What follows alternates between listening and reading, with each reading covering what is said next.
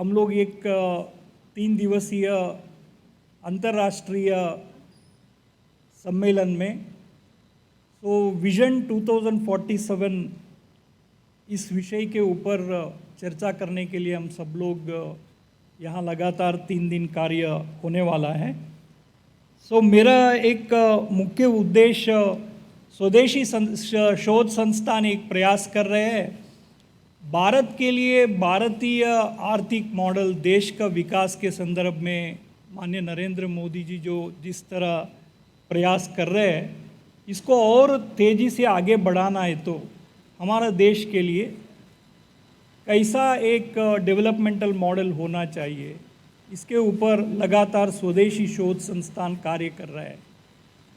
मैं विद्या भारती उच्च शिक्षा संस्थान से हूँ। हमारा देश के लिए जो भारतीय मॉडल ऑफ एजुकेशन क्या होना चाहिए इसके ऊपर हम लोग चर्चा संगोष्ठी करते रहते हैं।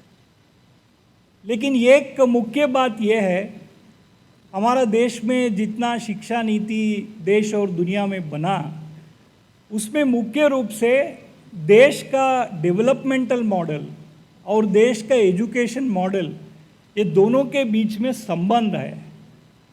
जैसा देश के विकास के बारे में सोचते हैं उस तरह एजुकेशन डेवलपमेंट मॉडल बनाना चाहिए ऐसा, लेकिन उसमें कभी कभी कमी लगता है। इसलिए हम लोग इंडस्ट्री इंस्टीट्यूशन इंटरेक्शन के बारे में भी चर्चा करना पड़ता है। अभी ऐसा एक अवसर मिला है भारत में शिक्षा क्षेत्र के संदर्भ में बताना है तो हमारा देश में एक तीसरा नया राष्ट्रीय शिक्षा नीति बनाया है। ये जो शिक्षा नीति है ये भारत केंद्रित शिक्षा नीति है। इसमें एक भारतीय मॉडल ऑफ एजुकेशन डेवलपमेंट का एक बहुत बड़ा प्रयास राष्ट्रीय शिक्षा नीति 2020 के संदर्भ में कुछ प्रयास किया गया है। जैसा प्रोफेसर कोठारी कमीशन का शिक्षा नीति का रिपोर्ट जब प्रस्तावित किया था उस समय डॉक्टर कोठारी जी ने एक बात कहा था। उन्होंने कहा था future India is being framed in her classrooms. ऐसा हमको 2047 में जिस तरह युवा समुदाय देश के लिए चाहिए उस तरह प्रयास हमारा क्लासरूम में होना चाहिए। मैं मानता हूँ ऐसा क्लासरूम में इस दिशा में क्या प्रयास हो रहा है। हमारा ये जो राष्ट्रीय शिक्षा नीति ये भारत केंद्रित शिक्षा नीति है। हमारा क्लासरूम में भारत के लिए जैसा छात्र युवा चाहिए वैसा छात्र युवाओं को निर्माण करने का बहुत बड़ा प्रयास चल रहा है। मुझे लगता है ये जो शिक्षा नीति का क्रियान्वयन प्रारंभ हो गया है हमको स्पष्ट 2037 तक फर्स्ट जनरेशन ऑफ युवाओं का निर्माण होगा। ये लोग कैसा हो सकता है, देश के विकास में इनका भूमिका क्या हो सकता है, देश के लिए जैसा चाहिए वैसा छात्र युवा समुदाय का निर्माण होगा है क्या, ऐसा प्रश्न आता है। ये एक लंबी विषय है, अभी कम समय में इस विषय के बारे में चर्चा नहीं करते। ये एक महत्वपूर्ण विषय है। मैं 2 बातें बताना चाहता हूँ। पहला, हमारा देश में सामान्यतः हम लोग चर्चा करते हैं शिक्षा का एक मुख्य उद्देश्य है व्यक्ति निर्माण। स्वामी विवेकानंद जी ने मैन मेकिंग एजुकेशन सिस्टम के बारे में कहा है। हमारा देश में भारत के लिए जैसा चाहिए वैसा व्यक्ति का निर्माण करना शिक्षा क्षेत्र का एक महत्वपूर्ण कार्य है। अभी ये राष्ट्रीय शिक्षा नीति क्रियान्वयन के संदर्भ में मैं देखता हूँ इसमें बहुत सारा रचना स्ट्रक्चरल चेंजेस हो रहा है, लेकिन इसका मुख्य आत्मा कहाँ है। इस शिक्षा नीति का मुख्य विषय ये है हम लोग हमारा समाज में व्यक्ति का सर्वांगीण विकास के बारे में सोचा है। सर्वांगीण विकास यानी होलिस्टिक डेवलपमेंट के बारे में इस शिक्षा नीति के अंतर्गत सोचा है। अदरवाइज हम लोग हमारा शिक्षा नीति में व्यक्ति को engineering, medical, BA, BSc, BCom ऐसा हम लोग कोर्स में अलग अलग तरह बांटा है, या हम लोग व्यक्ति को वैसा अलग अलग तरह देखा है। और व्यक्ति का सर्वांगीण विकास यानी हम लोग किस तरह मनुष्यों के विकास के बारे में क्या सोचते हैं, उसमें व्यक्ति यानी उनका शरीर, मन, बुद्धि, आत्मा सब कुछ है। इसलिए पहली बार हमारा राष्ट्रीय शिक्षा नीति के अंतर्गत जो भारत में उपनिषद व्यवस्था, उपनिषद वैल्यूज के बारे में जो कहा है व्यक्ति निर्माण में, पंचकोश के आधार पर व्यक्ति का विकास होना चाहिए। उस विकास में 5 कोश में एक प्रमुख कोश है आनंदमय कोश।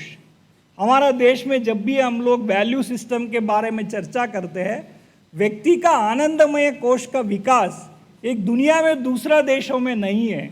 हम लोग हैप्पीनेस के बारे में क्या सोचते हैं, आनंद हमको कब मिलता है, व्यक्ति को ज़्यादा पैसा इकट्ठा करने में आनंद मिलता है या किसी को दान देने से ज़्यादा आनंद मिलता है। ये शिक्षा बच्चों को देना महत्वपूर्ण है।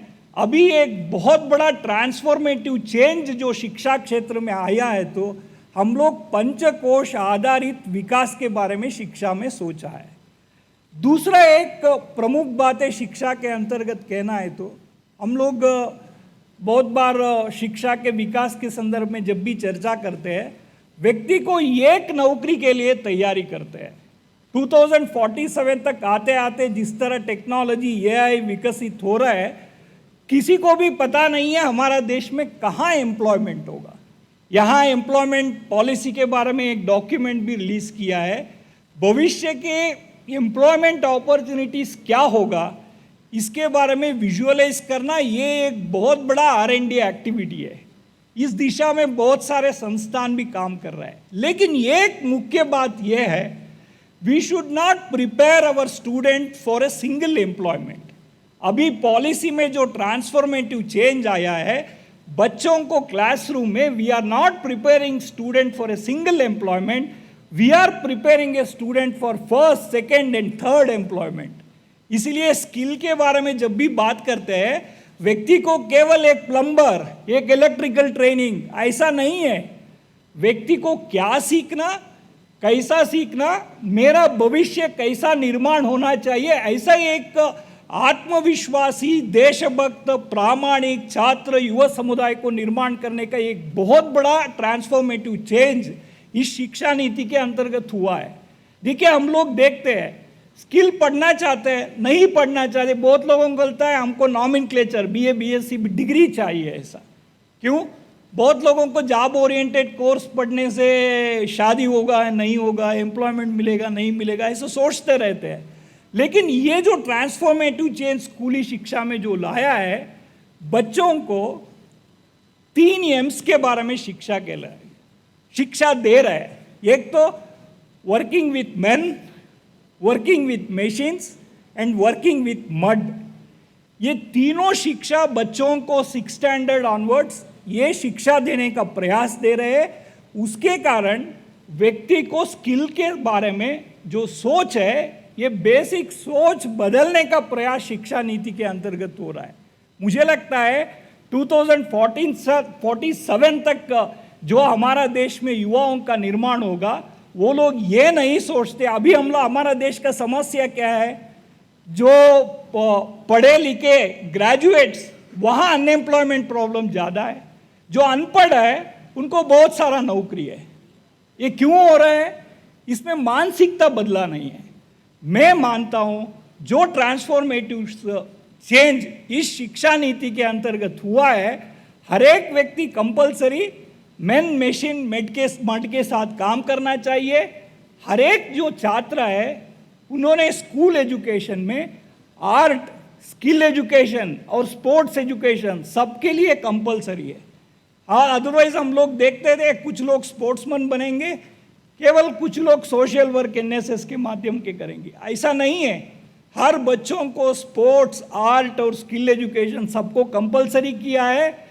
इसलिए ये व्यक्ति का सर्वांगीण विकास, यानी हम लोग हर एक व्यक्ति शरीर, मन, बुद्धि, आत्मा का विकास होना चाहिए। हर एक व्यक्ति को आर्ट, स्पोर्ट्स और स्किल का एजुकेशन मिलना चाहिए। हर एक व्यक्ति को मैन, मशीन और स्किल के साथ शिक्षा लेकर के आना चाहिए। ये जो परिवर्तन है, ये केवल सर्टिफिकेट के लिए, मार्क्स के लिए नहीं है। व्यक्ति का मानसिकता बदलने का बहुत बड़ा प्रयास इस शिक्षा नीति के अंतर्गत हो रहा है। इसलिए ये जो शिक्षा है, ये भारतीय शिक्षा नीति है। इस डॉक्यूमेंट में और एक प्रमुख चीज कहा है, व्यक्ति को केवल इंफॉर्मेशन देना उद्देश्य नहीं है। व्यक्ति को केवल नौकरी के लिए तैयारी करना ही उद्देश्य नहीं है। व्यक्ति को एक सर्वांगीण व्यक्तित्व निर्माण का इसका प्रमुख उद्देश्य है। इसलिए शिक्षा नीति के अंतर्गत ज्ञान, प्रज्ञान और सत्यान्वेषण तक वर्णन है। ज्ञान यानी नॉलेज, प्रज्ञान यानी विजडम, सत्यान्वेषण हर एक व्यक्ति को सत्य के लिए अन्वेषण करना चाहिए। ऐसा एक शिक्षा नीति का रूपरेखा हमारा देश में प्रस्तुत किया है। हम लोग इस दिशा में व्यक्ति को केवल इंफॉर्मेशन देने का प्रयास नहीं कर रहे, ये सर्वांगीण व्यक्ति के विकास के संदर्भ में सोच रहे हैं। और इवन सब्जेक्ट को भी आर्ट्स, कॉमर्स, साइंस ऐसा डिवीजन नहीं कर रहे, उसमें भी एकात्म भाव होना चाहिए। इसलिए मल्टी डिसिप्लिनरी एजुकेशन को भी लाया है। सब्जेक्ट पढ़ने से व्यक्ति बेसिकली मल्टी डिसिप्लिनरी पर्सनैलिटी है। हमको शिक्षा भी मल्टी डिसिप्लिनरी, इंटरडिसिप्लिनरी शिक्षा मिलना चाहिए। और व्यक्ति को केवल एक भाषा नहीं है, हर एक छात्र बहुभाषी मल्टीलिंगुअल होना चाहिए।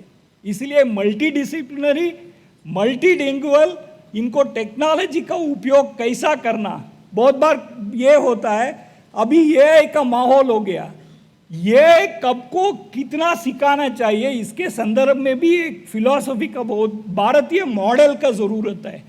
इसलिए ये के संदर्भ में स्कूली शिक्षा में ये कहा है, जब तक बच्चों का करणों का विकास, उनका सेंसस ऑर्गेनाइजेशन का जब तक उपयोग विकास ठीक से नहीं होता है, तब तक बच्चों को उनको उपकरण नहीं देना चाहिए। कब मोबाइल देना है, कब कंप्यूटर देना है, ये भी एक सवाल है। इसलिए हमारा इस शिक्षा नीति का उद्देश्य है आपका सेंसस ऑर्गेनाइजेशन का उपयोग, डेवलपमेंट होना चाहिए। इसलिए करणों का विकास बाद में उपकरणों को देना चाहिए। ऐसा एक भारतीय मॉडल डेवलप करने का प्रयास किया है। इस मॉडल से मुझे तो पूरा विश्वास है 2047 तक भारत जो ग्लोबल सिटीजन ऐसा सोचा जाए, ग्लोबल सिटीजन के संदर्भ में जो कहा है, ग्लोबल सॉल्यूशन देने वाला, दुनिया को मार्गदर्शन देने वाला ऐसा छात्र युवा समुदाय 2047 तक खड़ा होगा। ऐसा एक शिक्षा नीति भारत के अंतर्गत प्रारंभ किया है, ये 2020 में शुरू किया है। 37-47 तक ऐसा दृश्य भारत में हमको देखने के लिए मिलेगा। इन्हीं विचारों के साथ मेरा भाषण समाप्त करता हूँ। धन्यवाद।